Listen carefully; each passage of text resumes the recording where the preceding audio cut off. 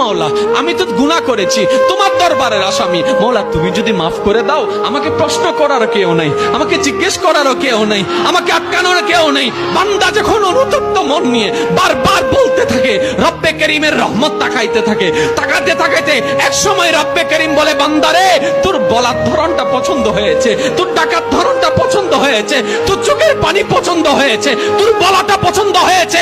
এবার মাওলা বলে, আমি তোর সারা জীবনের কত গুনাহ করছিস? বান্দা বলে, মাওলা 40,000 পার হয়ে গিয়েছে। কেউ বলে যে মাওলা পাহাড় পরিমাণ হয়েছে, কেউ বলে যে মাওলা আসমান পরিমাণ হয়েছে। এবার মাওলা বলে যে আমি মাফ করে দিলাম, আমি মাফ করে দিলাম, আমি মাফ করে দিলাম, আমি মাফ করে দিলাম, আমি মাফ করে দিলাম, আমার বান্দাকে আমি মাফ করে দিলাম। ফেরেশতা বলে, মাওলা এত বড় গুনাহগার, এত বড় আসামি, হাজার গুনাহগার, হাজারটা গুনাহ তওবা করেছে একবার, মাফ চেয়েছে একবার, তুমি মাফ করে দিলা, তুমি মাফ করে দিলা। রব্বে করিম বলে, মাফ করব না তো কি করব?